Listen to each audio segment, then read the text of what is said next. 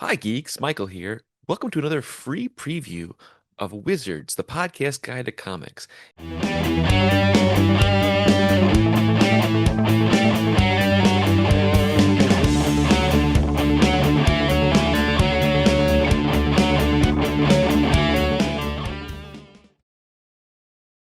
Greetings, geeks, and welcome to episode 111 of Wizards, the podcast guide to comics, the podcast where we re examine comic book history through the pages of Wizard Magazine.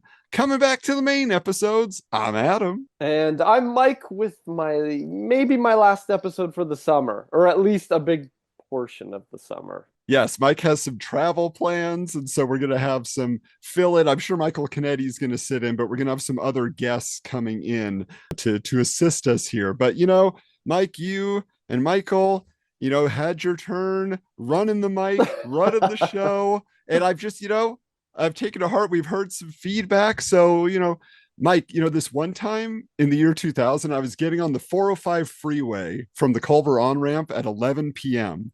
And there was a possum that darted out in front of my car, and I hit it. Big thump, dead possum. True story. It's pretty crazy, right? That's what we do on the show now.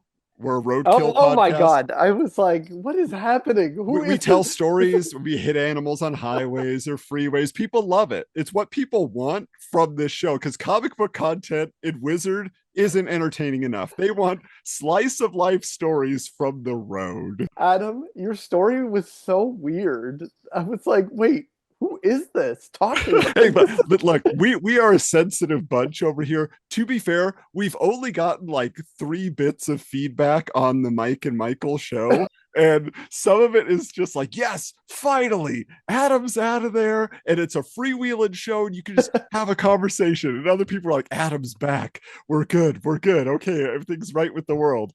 I would like to. Are you supposed to be on vacation? Why are you commenting on anything? I would like to say I did not talk about any stories about hitting animals. I kept this on track, Adam. You did a great job. My best. But Michael can go crazy. However, you were in cahoots with Michael Canetti, and you felt that there were some parts of the format that did not make sense, the way we run the show, what we start with. So for your sake, I say we get into our table of contents. Let's talk about these covers, because Wizard 111 with a December 2000 cover date featured 2 different covers. The first was an Alex Ross Captain Marvel Shazam cover, which was promoting his Shazam Hope or whatever that was called, one of those big tabloid size pieces that he was putting together with Paul Dini. The other was a Jim Lee drawing the Just Imagine Stan Lee creating version of Superman. So, Mike, I gotta know, which issue did you have back in the day? Which cover? There's no way my dad and I would skip an Alex Ross cover unless the shop put in our pull bin a different one. And how disappointing would it be, though, to own that Stan Lee Just Imagine Superman cover now, knowing like it was such a dud. But it's Jim Lee. I mean that I know, but it's weird just... though, because he didn't draw the actual comic, No. So it's a strange choice. Why didn't they put Jim Lee's Wonder Woman on there, or something? Because that's what he was drawing. But maybe Superman was just more iconic, I guess is the idea. Yeah, but that is not an iconic costume that's been designed. It is so shocking, especially looking back at it now. Wait, it would have been very confusing just to see it. People are like, I don't understand, because you're seeing like the regular Superman long johns hanging on a hanger on a coat rack behind him, and this guy's this big buff gritty looking blonde dude it's basically the character from The Boys. What's his name? Yeah, you're right. It is. It's just he designed this. That's crazy. Yeah, he does look like Homelander. I never Homelander put together. Yeah. Now, the other thing is this issue came packed. This is also related to one of the stories inside, with a poster featuring a lot of new Image characters that were just coming out in 2000. So this was like Eve Proto Mecha and Violent Messiahs and Soul Saga and all these others that we're going to be talking about. There's also a trading card. They were getting back to putting trading cards in the polybag for an anime that was based on a video game called Sin, which I've never heard of, but they have an ad for it in the issue and they included a trading card. And of course, you got to have your half issue mail away offer. This time around, it was Dark Child Redemption by Randy Queen. And there she is just in a bra on the cover. I mean, you know why you're ordering this is basically it's so funny how many times Darkchild just comes back around. I'm just like, that's wild to me. I do love that it's just like, just draw her with her face facing forward, just in a bra with the boobs right there. Can we just be honest about what we're selling? Yeah. Yeah. But the strange thing about this, Mike, is it is touted as being the holiday issue in addition to being a mega movie issue, it says at the top. But there is no like sheet of Christmas tags. Like they give away these gift tags that had all these like different indie characters, and that's been happening like the last like 3 or 4 years at least. And for that to not be a part of this, I was very surprised. Yeah, that it is. You know what? But at the back, they give you the Christmas in Yeah, the the price holiday guide. gift guide idea. Yeah. No, that. But also they show.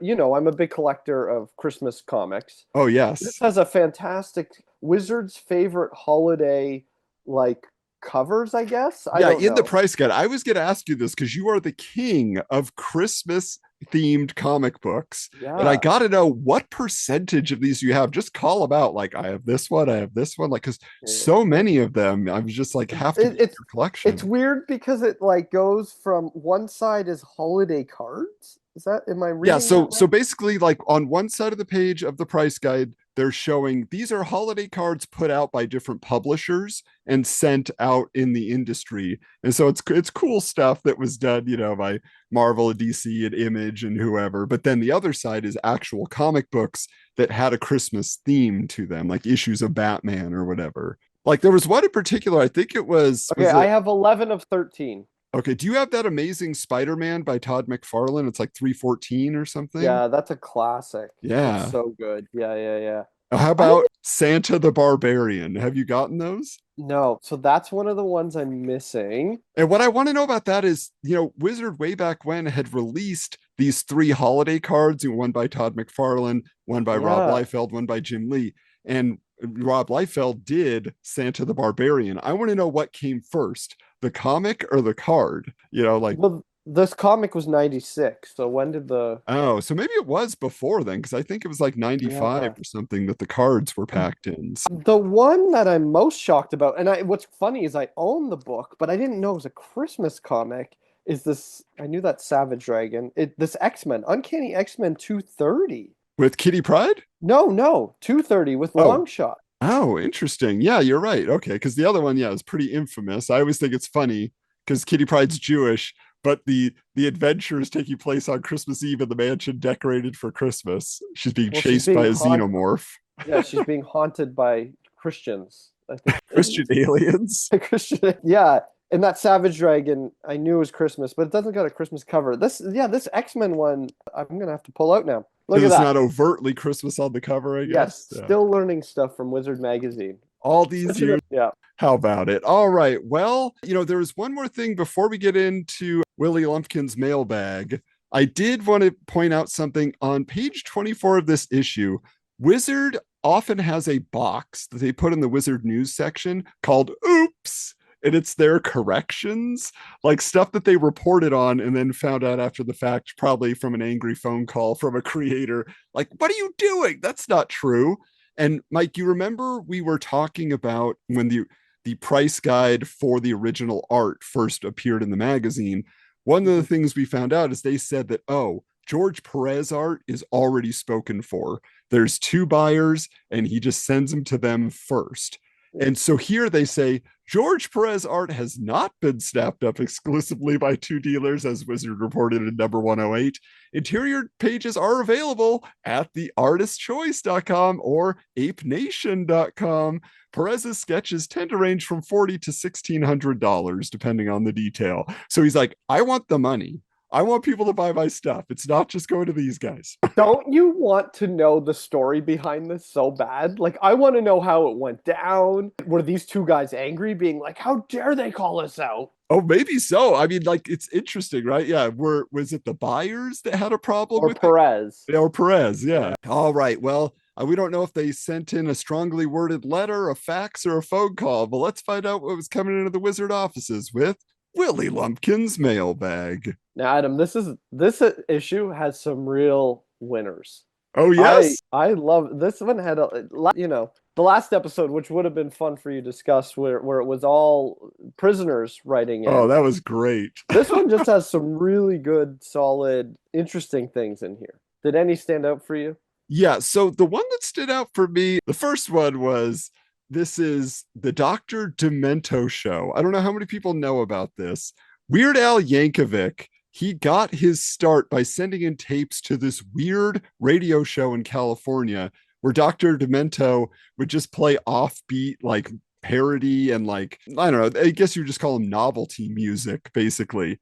And then that got the attention of the people listening, which got the attention of a company that wanted to hire him on to their fledgling record company. So this is a funny letter from Nicholas Sorrow from Glen Oaks, New York, who says, every time I see Avengers artist George Perez, it occurs to me that if you put him in a top hat and tails, old George would look just like crazy DJ Dr. Demento. Or I have to say it right, Dr. Demento. Anyway, Jim McLaughlin's response is, yeah, there's something of a resemblance. Perez even thinks to himself, quote, it should make for an interesting trademark infringement suit, he says. As soon as I finish with the case regarding Weird Al Yankovic's use of my shirts, because Weird Al, famous for wearing Hawaiian shirts, and so George Perez, also known for wearing Hawaiian shirts, but then George Perez's head is this bearded, smiley guy with glasses. It was Dr. Demento. The only thing is Dr. Demento was always wearing a top hat and a tuxedo in his promo photos. So he's a mix of the two characters who intersected on the radio. That is so bizarre and so inside baseball for Weird Al fans. But that one jumped out at me, Mike. That was the one that I was skipping. I mean, do you have any frame of reference for Weird Al? Well, like I know his music videos. Okay. That's it. I mean, he was my pop rock idol as a kid. My first concert I went to with Al. I mean, he's my guy. No. My first concert was The Offspring. Wow. So that's the difference there, I think. All right. Well, you are pretty fly for a white guy, but Yeah. are you looking at here that was a letter that jumped out? This one is interesting because I feel like it's pertinent to our time. Okay. And right now it's something I've been thinking about a lot, but this is a different perspective from Ryan Syrek of Omaha, Nebraska. Okay. Hey Jim, now that we know the X-Men movie is not only a quality film but a commercial success, what are the actual ramifications on the comic book industry? I've heard nothing but how the comic business is down right now. Money is dwindling. I realize the X movie won't be enough to single-handedly save the industry from extinction, but be honest, is it at least going to help? I praise Bryan Singer and his crew for the extraordinary feat of living up to expectations, and I sincerely hope that this media explosion will bring new members into our fold. I don't know if it helped or not, these movies. I'm sure it did because I feel like the comic industry kind of came back in the 2000s, but I feel like we're in a serious lull right now. Well, at this time, so here's the interesting thing. On the mini episode, there is a section of issue 110 where they say that it was a big deal for getting people into stores and they were buying up at least the movie tie-in issues were big sellers. Yes. So it did work. They were saying, especially those that were set up next to movie theaters, it worked out very well for those comics retailers, which I've seen several mini malls that then have their theater in the same parking lot, and they do pretty well because of that, especially the last 20 years or so. But this is the interesting thing from that letter. I want to jump over real quick to there's the interview with Joe Quesada about becoming the editor-in-chief of Marvel, and he addresses this directly because he says, like, the big news is he's taking Chris Claremont off of the books. Yeah. Like he was writing both, and then he's like, no, now we're taking him away. And everybody's like, what? Why'd you do that? And he explains that it was actually Chris Claremont wanted to do that because he's saying he was very confused by what he was supposed to make sense of as to all the continuity and everything that had come before. But then he goes on to say here about the actual X books and why he's doing that. He said, sorry, let me pull it up here. I thought I had it on this page, but it's on a different page. Did Marvel fail to take advantage of the X-Men movie?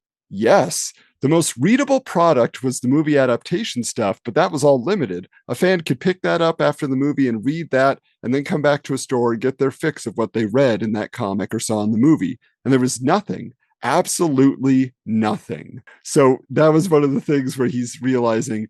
And I was wondering about that because Bob Harris was the X-Men editor for all those years. Then he becomes editor in chief, and he's still very involved in the X-Men books, and they did not plan for this. There's a movie coming out. There's millions of dollars of advertising going out to the world for this movie, and you're not going to adjust your publishing plans to cash in on that.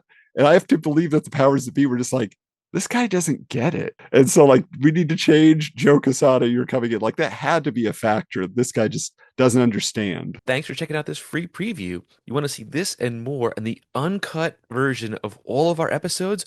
Go to our Wizards Patreon, which is patreon.com/wizardscomics. As well as you can follow us on Apple Podcasts, Spotify, Instagram, TikTok, Twitter, or X, or whatever they call it now. Like and subscribe. Stay tuned for more. See you next time.